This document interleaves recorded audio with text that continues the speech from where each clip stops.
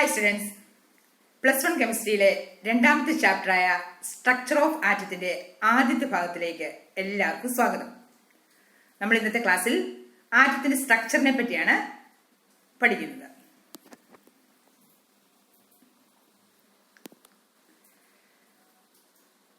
നമുക്കറിയാം, John Dalton ആണ് atom കണ്ടുപിടിച്ചത്. Atom was discovered by John Dalton. He proposed the famous atomic theory in 1807. Atoms are fundamental unit of matter.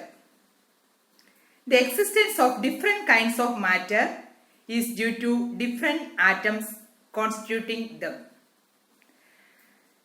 മാറ്ററിന്റെ fundamental unit ആണ് atom എന്ന് പറയുന്നത്.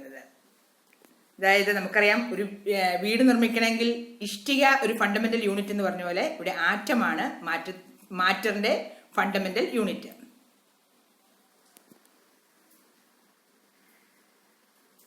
Matter is anything that takes up space and has mass. All matter is made of atoms. എല്ലാ പദാർത്ഥവും ആറ്റങ്ങൾ കൊണ്ടാണ് നിർമ്മിച്ചിരിക്കുന്നത്. Atoms are the building blocks of matter. Sort of how bricks are the building blocks of houses. അന്നേരം atom എന്ന് പറയുന്നത് പദാർത്ഥത്തിന്റെ building blocks ആണ് atoms.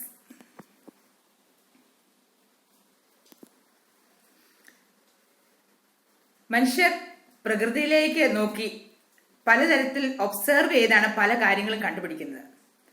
ആദ്യകാലം മുതലേ ഈ ഒബ്സർവേഷൻ നടക്കുന്നുണ്ടായിരുന്നു. അതായത് ഗ്രീക്ക് ഫിലോസഫേഴ്സായ ഡെമോക്രേറ്റസ് 460 BC അദ്ദേഹം ആദ്യമായി ആറ്റത്തെ പറ്റിയൊക്കെയുള്ള പഠനങ്ങൾ നടത്തി തുടങ്ങി. പക്ഷെ അത് തിയറി ആയിട്ട് പരിണമിച്ചത് ഡാൾട്ടണിലാണ് ആദ്യത്തെ തുടക്കം. അതുപോലെ തോംസൺ 1897 ആറ്റത്തെ പറ്റിയുള്ള പഠനങ്ങൾ കൂടുതലായിട്ട് നടത്തി. റൂദർഫോർഡ് 1912, 1913 ബോർ, അത് കഴിഞ്ഞ് മോഡേൺ ക്വാണ്ടം ക്ലൗഡ് മോഡൽ, അങ്ങനെ പലതരത്തിലുള്ള തിയറീസ് ആറ്റത്തെ പറ്റി ഉണ്ടായിട്ടുണ്ട്. നമുക്ക് അതൊക്കെ ഒന്ന് പരിശോധിക്കാം.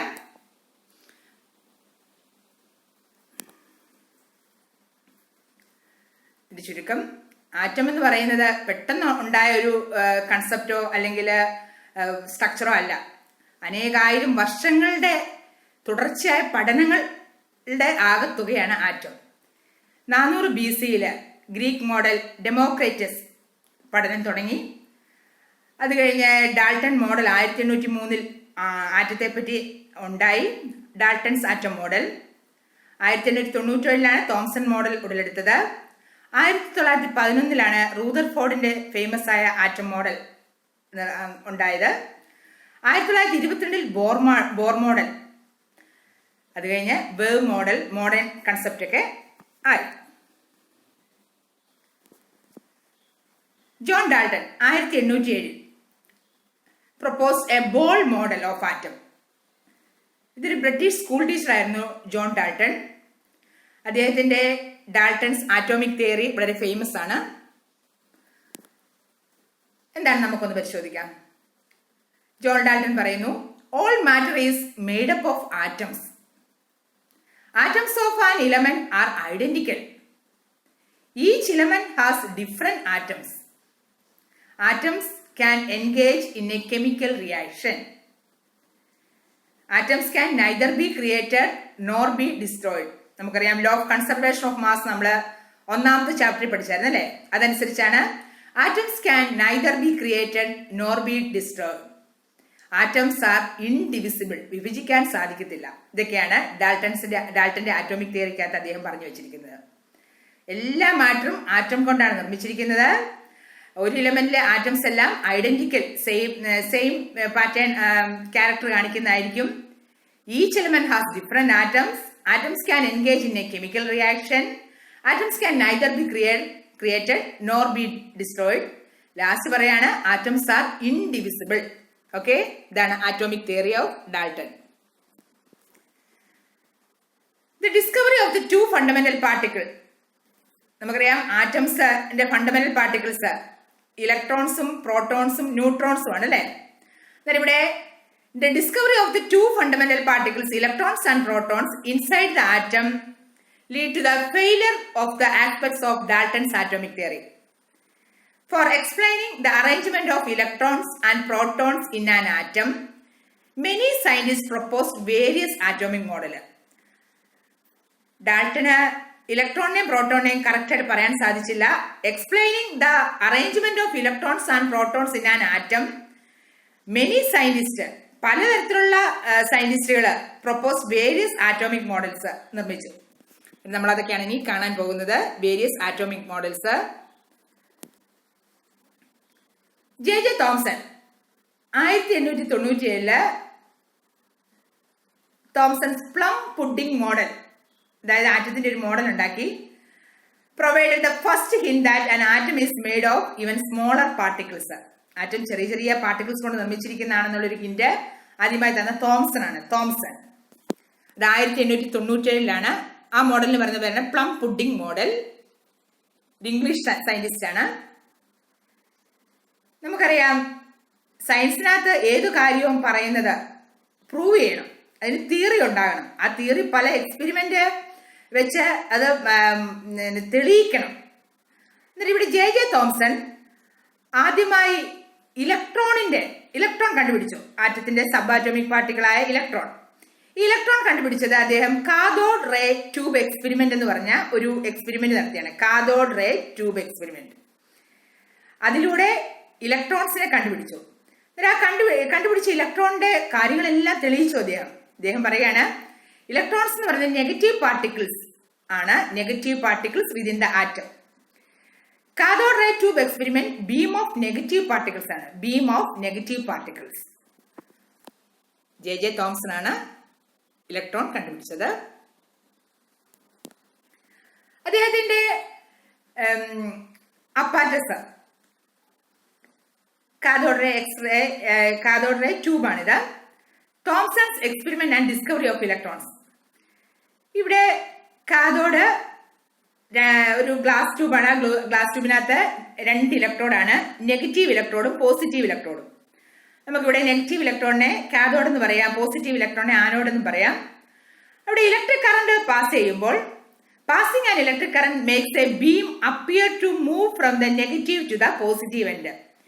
ഇവിടെ ഇലക്ട്രിസിറ്റി പാസ് ചെയ്യുവാണെങ്കിൽ നെഗറ്റീവ് എൻഡിൽ നിന്ന് ഒരു പോസിറ്റീവിലേക്ക് ഒരു ഇലക്ട്രിക് കറന്റ് അല്ലെങ്കിൽ ഒരു ബീം അപ്പിയർ ചെയ്യുന്നു, ഒരു cathode ray beam.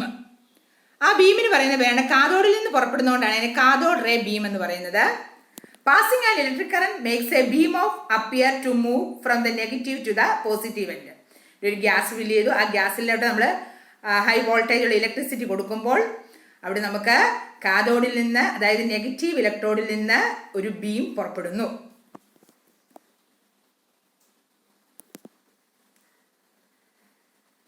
By adding an electric field, he found that the moving pieces were negative. He called these moving pieces electron. ആ മൂവ് ചെയ്യുന്ന റേസ്, ഒരു ചെറിയ മൂവിങ് പീസസ് നെഗറ്റീവ് ആണെന്ന് അദ്ദേഹം കണ്ടുപിടിച്ചു. അതുകൊണ്ട് ആ നെഗറ്റീവ് പീസിനെ വിളിക്കുകയാണ് ഇലക്ട്രോൺ എന്ന് പേരിട്ടു. ഇപ്പം നമ്മളിവിടെ കാണുന്നത് ഒരു കാഥോഡ് റേ ഡിസ്ചാർജ് ട്യൂബാണ്. ഡിസ്ചാർജ് ട്യൂബിനകത്ത് നമുക്കറിയാം കാഥോഡും ആനോഡും 2 ഇലക്ട്രോഡ്സ് ആണ്. Cathode, anode. കറണ്ട് ഇവിടെ എയർ അറ്റ് വെരി ലോ പ്രഷറിനകത്താണ് കൊടുത്തിരിക്കുന്നത്. Air at very low pressure. നമ്മൾ കറണ്ട് പാസ് ചെയ്യുമ്പോൾ ഈ ഡിസ്ചാർജ് ട്യൂബിലെ കാഥോഡിൽ നിന്ന് ഒരു റേ പുറപ്പെടുന്നു, രശ്മി പുറപ്പെടുന്നു. അതിനെയാണ് കാഥോഡ് റേസ് എന്ന് പറയുന്നത്. ഈ കാഥോഡ് റേസിന്റെ ചാർജ് നെഗറ്റീവ് ചാർജ് ആയിരിക്കും. കാഥോഡ് റേസിന്റെ ചാർജ് നെഗറ്റീവ് ചാർജ് ആയിരിക്കും. ഇതാണ് ആനോഡ്. ആനോഡിന്റെ ചാർജ് ഇവിടെ പോസിറ്റീവ് ആണ്. നമുക്കിവിടെ ഒരു ഗ്രീൻ ഗ്ലോ ഒക്കെ നമുക്ക് ഒബ്സർവ് ചെയ്യാൻ സാധിക്കും ഈ കാഥോഡ് റേ അവിടെ എത്തുമ്പോൾ. A cathode ray tube, cathode ray, ഈ ട്യൂബിന് പറയുന്ന പേരാണ് കാഥോഡ് റേ ട്യൂബ്. CRT എന്ന് പറയും. CRT ഓർക്കുക. CRT is a vacuum tube in which an electron beam deflected by applied or electric or magnetic field produces a trace on a fluorescent screen.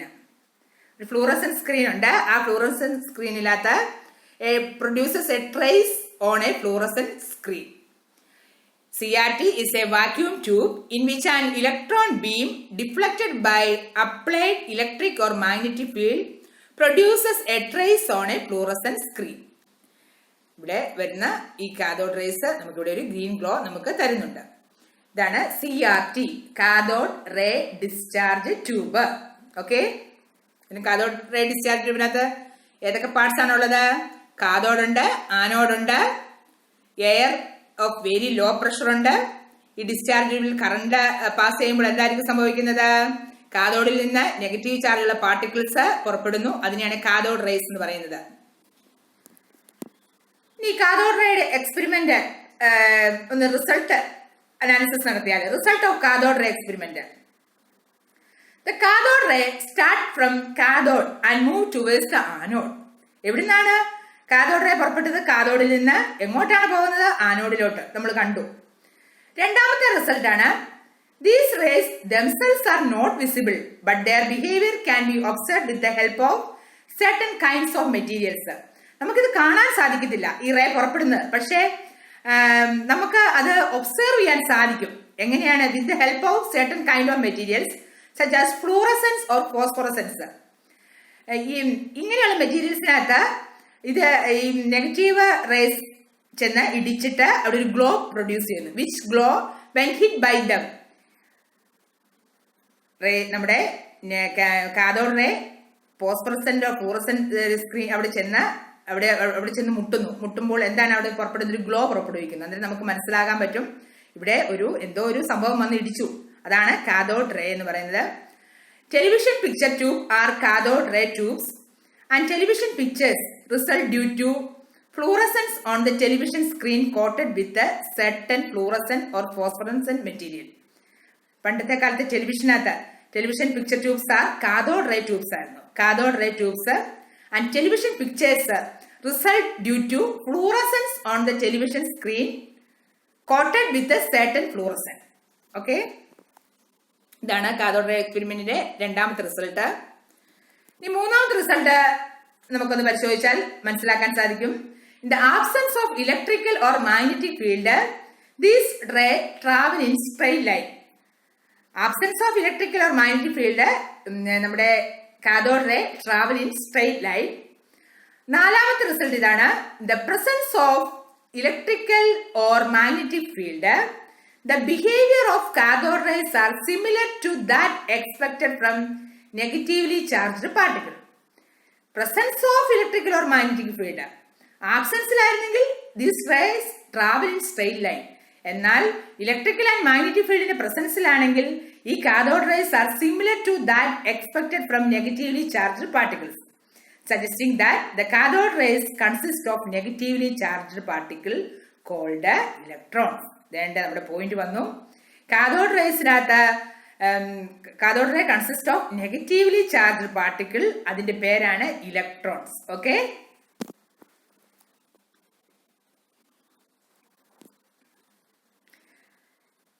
ഇതിന്റെ സവിശേഷത. The characteristics of cathode rays do not depend upon the material of electrode and the nature of the gas present in the cathode ray tube. നമുക്ക് CRT അല്ലെ, cathode ray ട്യൂബിനകത്ത് ഒരു air gas ഉണ്ടെന്ന് പറഞ്ഞു. ആ ഗ്യാസും പിന്നെ അതിന്റെ ഇലക്ട്രോഡ്സ് ഉണ്ട്. ഏതാണ് ഇലക്ട്രോഡ്സ്? ആനോഡും കാഥോഡും. ഈ cathode rays do not depend upon the material of electrodes. ഏത് മെറ്റീരിയൽ കൊണ്ടാണ് ഇലക്ട്രോഡ് നിർമ്മിച്ചിരിക്കുന്നതെന്നൊന്നും ഇവിടെ കാഥോഡ് റേസിന് പ്രശ്നമില്ല. And nature of the gas, ഏത് ഗ്യാസ് ആണ് അതിന്റെ നേച്ചർ എന്താണെന്നും കാര്യമില്ല. Present in the cathode ray tube. അതുകൊണ്ട് നമ്മൾ പറയാണ്, we can conclude that electrons are basic constituent of all the atoms. Electrons എന്ന് പറയുന്നതാണ് basic constituents of all the atoms. J.J. Thomson cathode ray എക്സ്പെരിമെന്റിലൂടെ ഇലക്ട്രോൺ കണ്ടുപിടിച്ചു. ഇതിന്റെ ക്യാരക്ടറിസ്റ്റിക്സ് ഒക്കെ നമ്മൾ മനസ്സിലാക്കിയിരിക്കണം. ഒന്നാമത്തെ സവിശേഷത എന്ന് പറഞ്ഞാൽ cathode rays negatively charge particle ആണ്. ഇതൊക്കെ ബോർഡ് എക്സാമിന് ചോദിച്ചിട്ടുള്ള ക്വസ്റ്റ്യൻസ് ആണ് കേട്ടോ, അതുകൊണ്ട് ഓർത്തിരിക്കുക. These rays do not depend upon the material of electrodes and the nature of the gas. ഇത്രയും കണ്ടത് വെച്ച് നമുക്ക് കാഥോഡ് റേസിനെ പറ്റി നമുക്ക് ഇങ്ങനെ ഒന്ന് സമപ്പ് ചെയ്യാം. Cathode rays travel linearly. They have a negative electric charge. ആർക്ക്? കാഥോഡ് റേസിന്റെ charge negative. Cathode rays have particle property. Magnets can deflect cathode rays. Charge by mass ratio of rays constant. Cathode ray route എങ്ങനെയാണ്? They travel from the cathode to the anode. കാഥോഡിൽ നിന്ന് ആനോഡിലേക്കാണ് ഇത് travel ചെയ്യുന്നത്. Their properties are independent from the electrodes and gas present in the cathode ray tube. ഇത്രയും properties അവർക്ക് main ആയിട്ടുള്ള കാര്യം. Straight ആയിട്ട് travel ചെയ്യുന്നു. നെഗറ്റീവ് ചാർജാണ് ഇതിനുള്ളത്. Their properties are independent from the electrodes and gas present in the cathode ray tube. ഇത്രയും 2-3 കാര്യങ്ങൾ by heart ആക്കുക കേട്ടോ. നമ്മൾ മനസ്സിലാക്കുക എന്താണ് കാഥോഡ് റേ. ഇനി കാഥോഡ് റേ ട്യൂബിന്റെ യൂസസ് ഒന്ന് പറയുകയാണെങ്കിൽ, cathode ray tube used as a most popular television ഡിസ്പ്ലേയിൽ ഉപയോഗിക്കുന്നു. X-rays are produced when fast moving cathode rays are stopped suddenly. X-rays'il ഇതിന് ഉപയോഗമുണ്ട്. The screen of cathode ray oscilloscope, the monitor of a computer are coated with a fluorescent substance. When the cathode ray follows screen which is visible on the screen. ഇതെല്ലാം monitor ആയിട്ടൊക്കെ ഉപയോഗിക്കുന്നു കമ്പ്യൂട്ടറിലെ.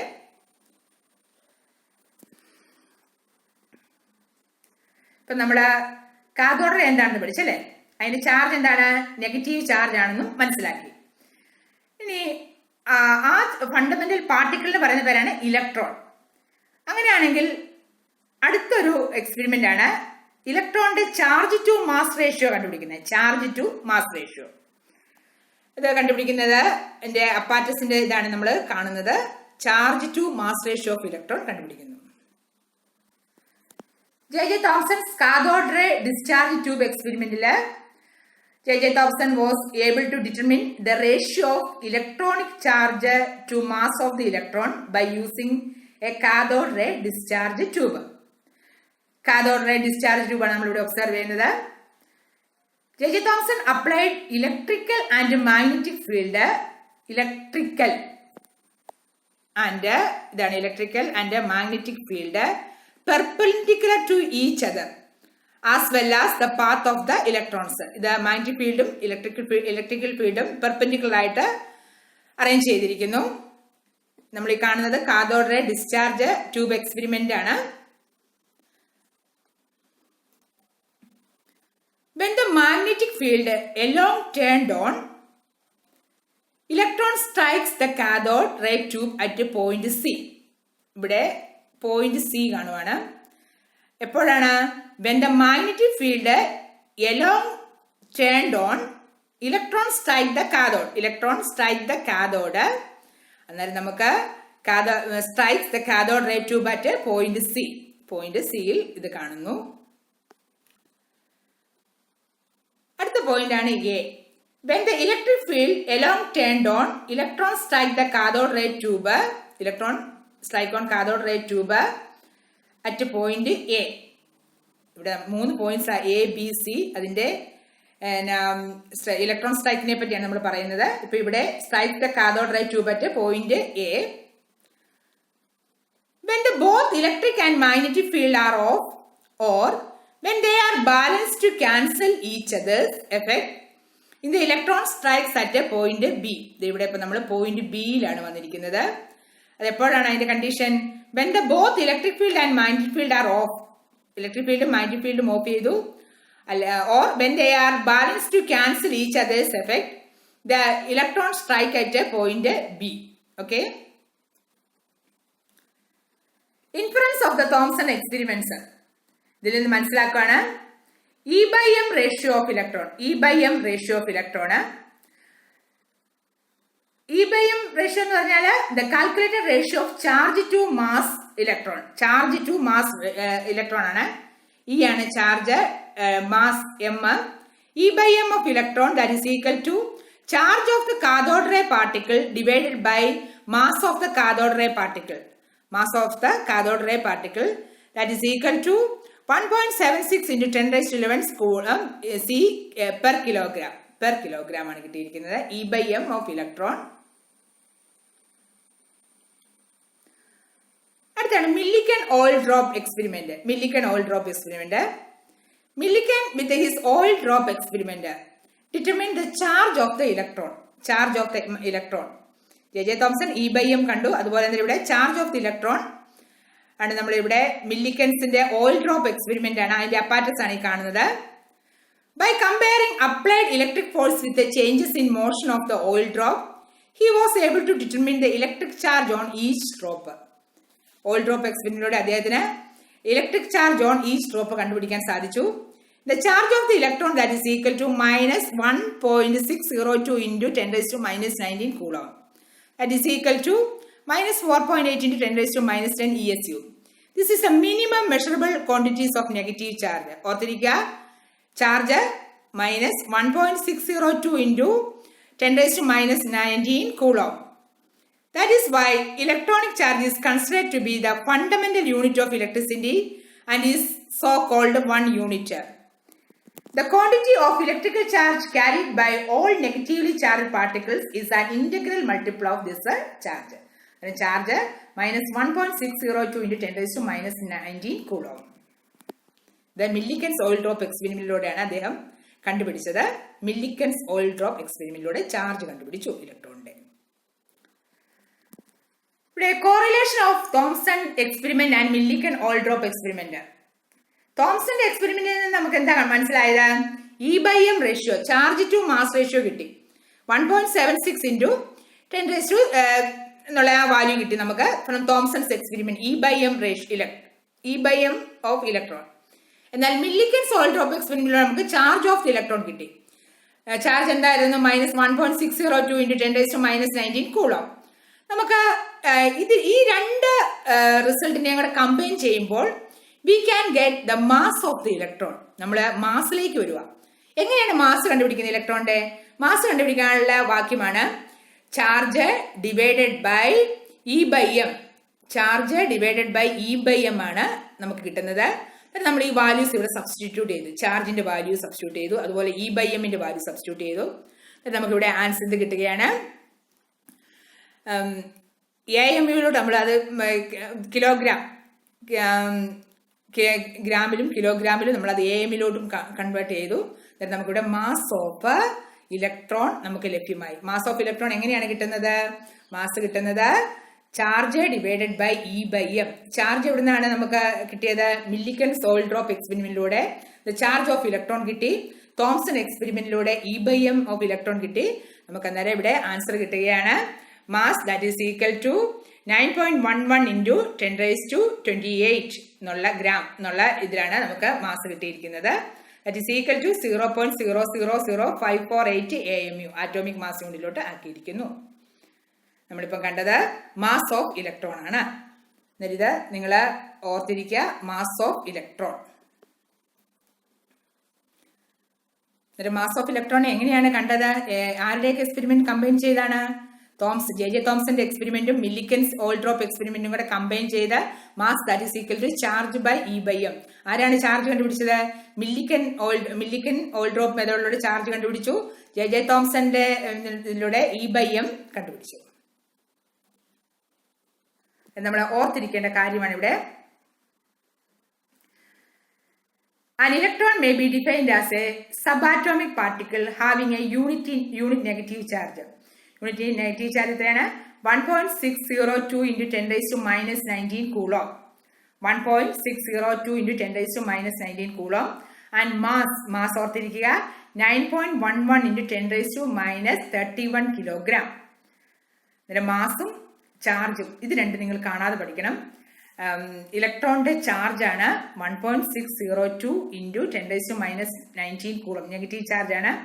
Mass 9.11 into 10 raised to minus 31 kilogram. Okay, ഇത് by heart ആക്കുക. ഏത് ഉറക്കത്തിൽ ചോദിച്ചാലും പറയണം കേട്ടോ.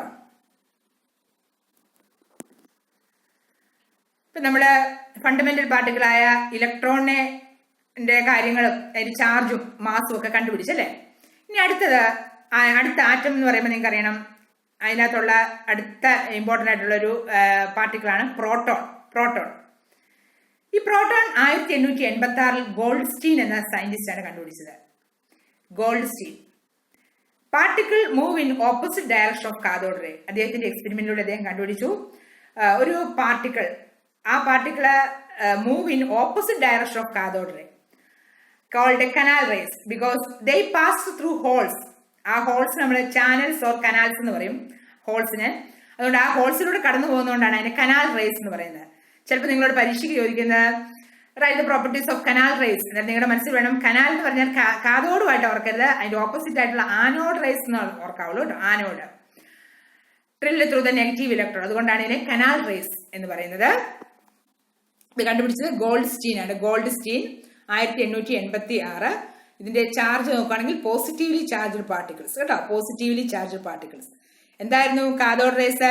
Negatively charged particles. ഇത് പോസിറ്റീവ്ലി ചാർജ്ഡ് പാർട്ടിക്കിൾസ് ആണ് canal rays.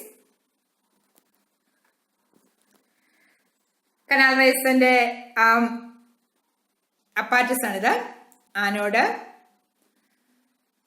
Positive, cathode with holes. കാഥോഡിലൂടെ വിത്ത് ഹോൾസിലൂടെ കടന്നു പോകുന്നു. അതുകൊണ്ടാണ് കനാൽ റേസ് എന്ന് പറയുന്നത്. Canal rays must be positive. Goldstein postulated the existence of a positive fundamental particle called the proton. പുതിയ ടേം വരുവാണ് പ്രോട്ടോൺ. നിങ്ങളുടെ മനസ്സിലോട്ട് എളുപ്പത്തിൽ വരണം. പോസിറ്റീവ് ആയതുകൊണ്ട് പ്രോട്ടോൺ, പോസിറ്റീവ് ചാർജുള്ള റേസ് ആണ്. അതുകൊണ്ടാണ് പ്രോട്ടോൺ എന്ന് വന്നിരിക്കുന്നത്. ഓക്കെ. ഇനി കനാൽ റേസിന്റെ ക്യാരക്ടറിസ്റ്റിക്സ്, സവിശേഷതകൾ പറയുവാണെങ്കിൽ, unlike cathode rays, mass of positively charged particle depend upon the nature of gas present in the cathode ray tube. These are simply the positively charged gaseous ion. Positively charged gaseous ion. ഓർത്തിരിക്കുക. Characteristics of canal rays ചോദിച്ചാൽ positive charged rays. Okay? Positive charged. The charge to mass ratio of the particle depends on the gas from which these originated. അതിന്റെ ആ ട്യൂബിനകത്തുള്ള ഗ്യാസിനെ depend ചെയ്താണ് ഇതിന്റെ charge to mass ratio അടങ്ങിയിരിക്കുന്നത്. നമ്മൾ cathode rake പഠിച്ചായിരുന്നു, അത് ഇലക്ട്രോണിന്റെ മെറ്റീരിയലിനെ ഡിപ്പെൻഡ് ചെയ്യുന്നില്ല, അതുപോലെ നേച്ചർ ഓഫ് ഗ്യാസിനെ ഒന്നും ഡിപ്പെൻഡ് ചെയ്യുന്നില്ല. എന്നാൽ ഇവിടെ കനാൽ റേസ് ഇതിനെല്ലാം ഡിപ്പെൻഡ് ചെയ്യുന്നുണ്ട്. Some of the positively charge particles carry a multiple of the fundamental unit of electrical charge. The behavior of this particle in the magnetic or electrical field is opposite to that observed for electron or cathode rays. Cathode rays opposite ആയിട്ടുള്ള charge ആണ് ഇതെല്ലാം കാണിക്കുന്നത്. The smallest and lightest positive ion was obtained from hydrogen and was called a proton. Okay. നമുക്കിനി cathode റേസും canal റേസും തമ്മിലുള്ള വ്യത്യാസം നോക്കിയാലോ. Cathode rays are negatively charge. ഓർത്തിരിക്കുക, cathode rays negatively charge, canal rays are positively charge. ഇത് ഓർത്തിരിക്കാൻ വളരെ എളുപ്പമാണ്. ഇത് തന്നെ നിങ്ങൾ ഓർത്തിരിക്കുക കേട്ടോ. അന്നേരം ബോർഡ് എക്സാമിന് ചോദിക്കാം. ഒരു പ്രോപ്പർട്ടി പറയാൻ പറഞ്ഞാൽ നമുക്ക് ഇങ്ങനെ കമ്പയർ ചെയ്യാം. Cathode raise emits from the cathode, whereas canal rays do not emit from the anode. ആനോഡിൽ നിന്നല്ല, but they form from the collision of gas molecule within the chamber. Collision of gas molecule within the chamber. Whereas canal rays are attracted to negative plate is an electric field. ഓർത്തിരിക്കുക വ്യത്യാസങ്ങൾ. Cathode ray negative, canal rays positive charge. ഇനി അടുത്ത subatomic പാർട്ടിക്കിളാണ് neutron അല്ലേ. ഇപ്പൊ നമ്മള് രണ്ട് പേരുടെ കാര്യം പഠിച്ചു. ഇലക്ട്രോണും വേറെ ഏതായിരുന്നു അടുത്ത് പഠിച്ചത്? പ്രോട്ടോണും. കാഥോഡ് റേയും കനാൽ റേയും അല്ലെ. ഇനി ന്യൂട്രോൺ കണ്ടുപിടിച്ചത് ജെയിംസ് ചാഡ്വിക് എന്ന സയന്റിസ്റ്റ് ആണ്. ജെയിംസ് ചാഡ്വിക് 1932 അദ്ദേഹം അത് കണ്ടുപിടിച്ചത്. Neutral particle in the nucleus of an atom. ഇപ്പൊ നമ്മൾ പുതിയൊരു ഇത് വരുവാണ്. ന്യൂട്രൽ പാർട്ടിക്കിൾ, ചാർജ് ഒന്നുമില്ല. ഇലക്ട്രോണിക് ചാർജ് എന്നായിരുന്നു നെഗറ്റീവ്, നമ്മുടെ കനാൽ റേസിന്റെ ചാർജ് എന്നായിരുന്നു പോസിറ്റീവ്, അല്ലെങ്കിൽ പ്രോട്ടോൺ പോസിറ്റീവ് എന്ന് നോക്കാം. ഇവിടെ പറയുകയാണ്, ഇവിടെ ന്യൂട്രൽ ആണ്, ഇതിന്റെ ചാർജ് ഒന്നുമില്ല, അതുകൊണ്ട് ന്യൂട്രൽ പാർട്ടിക്കിൾസ് എന്ന് പറയും. In 1930 it was discovered that ബെർലിയത്തിൽ നിന്നാണ് കണ്ടുപിടിച്ചത്. Beryllium when bombarded by alpha particle emitted a very energetic stream of radiation. In 1935 അങ്ങനെയാണ് ന്യൂട്രോൺ കണ്ടുപിടിച്ചത്. In 1935, he was awarded the Nobel Prize for his discovery. 1935 James ചാഡ്വിക്കിന് ഈ കണ്ടുപിടുത്തത്തിന് Nobel പ്രൈസും ലഭിച്ചു. 1932, James Chadwick discovered another subatomic particle which had no charge and a mass nearly equal to that of a proton. It was named as neutron. Neutrons are present in the nucleus of all atoms except hydrogen. Neutrons are present in the nucleus of all atoms except hydrogen. In general, a neutron is represented as n. Neutron എല്ലാ ആറ്റത്തിലും കാണുന്നുണ്ട് except hydrogen. ഓർത്തിരിക്കുക. The mass of an atom is therefore given by the sum of masses of protons and neutrons present in the nucleus. Neutron ഇരിക്കുന്ന സ്ഥലം ന്യൂക്ലിയസിലാണ്. അന്നേരം അതിന്റെ mass number, ഒരു ആറ്റത്തിന്റെ mass number എന്ന് പറയുന്നത് പ്രോട്ടോണിന്റെ എണ്ണത്തിന്റെയും ന്യൂട്രോണിന്റെ എണ്ണത്തിന്റെയും ആകെത്തുകയാണ് മാസ് നമ്പർ എന്ന് പറയുന്നത്. ഓക്കെ,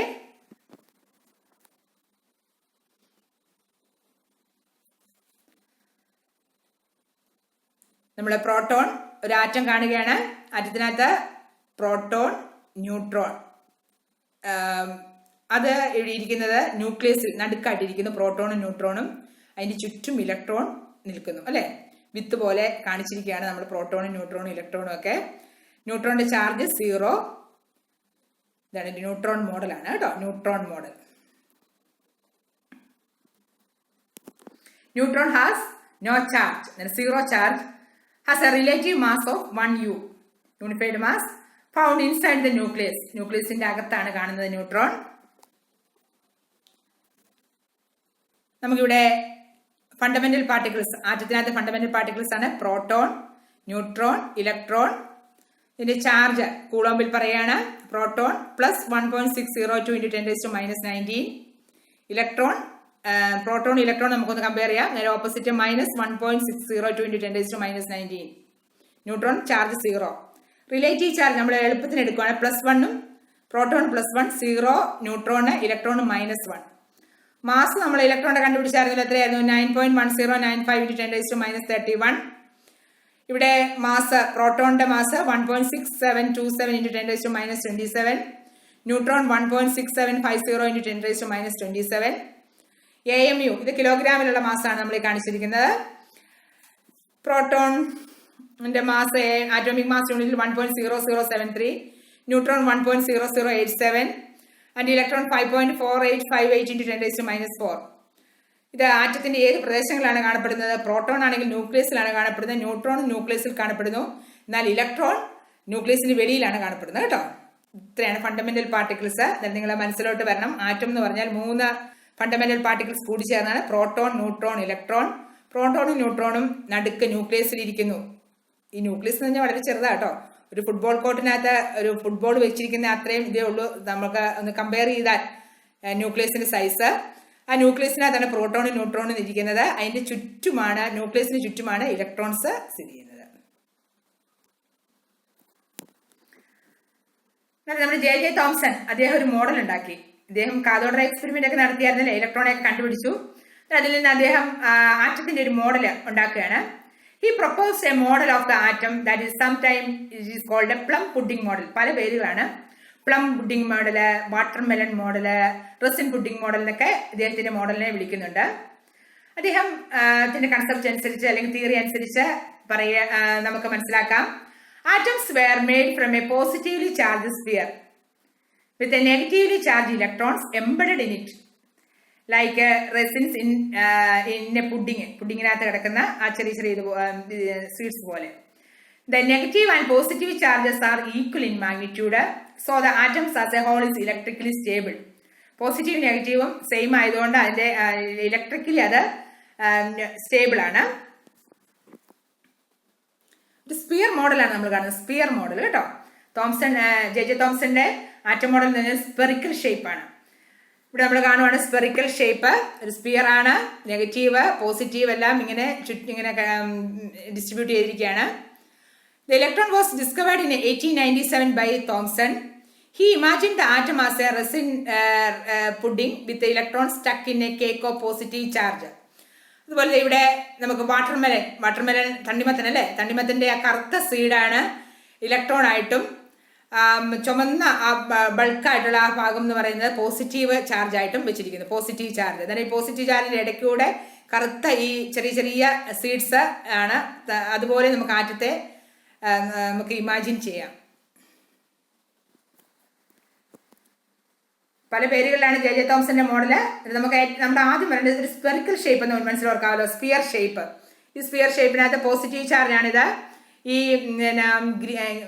ബ്ലൂ സീഡ്സ് പോലെ അല്ലെങ്കിൽ ബ്ലൂ ബട്ടൺ പോലെ ഇരിക്കുന്നതാണ് ഇലക്ട്രോൺസ്. ഓർത്തിരിക്കുക, ബ്ലൂ ഇലക്ട്രോൺസ്. നിങ്ങളോട് ജെ തോംസന്റെ ഷേപ്പ് ഇത് ആറ്റത്തിന്റെ ഷേപ്പ് ചോദിച്ചാൽ സ്പെറിക്കൽ ഷേപ്പ് എന്ന് ഓർക്കുക കേട്ടോ. ധൈര്യത്തിൽ പറയാം, സ്പെറിക്കൽ ഷേപ്പ്.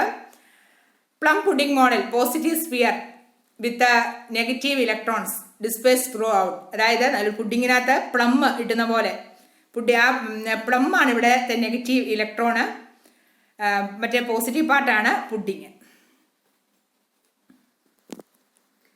ഇദ്ദേഹത്തിന്റെ ഇദ്ദേഹം നല്ലതായിട്ട് ആറ്റം മോഡലൊക്കെ പറഞ്ഞിട്ടുണ്ട്. പക്ഷെ ചില കാര്യങ്ങൾ അദ്ദേഹത്തിന് എക്സ്പ്ലെയിൻ ചെയ്യാൻ സാധിച്ചിട്ടില്ല. ഓരോ തിയറിക്കും ഓരോ ലിമിറ്റേഷൻസ് അല്ലെങ്കിൽ പോരായ്മകളുണ്ട്. അതാണ് ഡ്രോബാക്സ്. നമുക്കിപ്പം drawbacks of Thomson atom model മനസ്സിലാക്കാൻ സാധിക്കും. Thomson atomic model fail to explain how the positive charge hold on the electrons inside the atom. എങ്ങനെയാണ് അവരുടെ relation. It also fail to explain an atoms of stability. ആറ്റത്തിന്റെ stability explain ചെയ്യാൻ സാധിച്ചിട്ടില്ല. The theory did not mention anything about the nucleus of an atom. ആറ്റത്തിന്റെ ന്യൂക്ലിയസിനെ പറ്റി ഒന്നും പറഞ്ഞിട്ടില്ല. It was unable to explain the scattering experiment of Rutherford. ഇതൊക്കെയാണ് J തോംസന്റെ atom മോഡലിന്റെ ലിമിറ്റേഷൻസ് എന്ന് പറയുന്നത്. നമുക്കറിയാം, ഏത് കാര്യവും ശരിക്കും എക്സ്പ്ലെയിൻ ചെയ്താൽ മാത്രമേ എല്ലാവർക്കും മനസ്സിലാകത്തുള്ളൂ അല്ലേ. ന്യൂക്ലിയസ് ഉണ്ട്, ന്യൂക്ലിയസ് എവിടെയാണെന്നൊന്നും പറയുന്നില്ല. ഇവിടെ പറയുന്നത് എന്താണ്, സ്പെറിക്കൽ ഷേപ്പാണ്. അവിടെ പോസിറ്റീവ് ചാർജ് ഇലക്ട്രോൺ നെഗറ്റീവ് ചാർജിൽ ഇലക്ട്രോൺസും കൂടെ ഒരുപോലെ അവിടെ വിന്യസിച്ചിരിക്കുന്നു എന്നാണ് പറഞ്ഞിരിക്കുന്നത്. എന്നാൽ അതിന്റെ ബാക്കിയുള്ള കാര്യങ്ങളൊന്നും പറയാത്തതുകൊണ്ട് അതിന്റെ സ്റ്റെബിലിറ്റി ഓഫ് ആറ്റം എന്താണെന്ന് മനസ്സിലാക്കാൻ സാധിച്ചില്ല. നമ്മൾ ഇന്നത്തെ ക്ലാസ്സിൽ സ്ട്രക്ചർ ഓഫ് ആറ്റത്തിന്റെ ബേസിക് ആയിട്ടുള്ള കാര്യങ്ങളാണ് പഠിച്ചത്. ജെ തോംസന്റെ ആറ്റം മോഡൽ, അതായത് റെസിൻ പുഡിംഗ് മോഡല് അല്ലെങ്കിൽ വാട്ടർ മെലൺ മോഡല് എന്നൊക്കെ ഇതെല്ലാം നമ്മൾ പഠിച്ചു.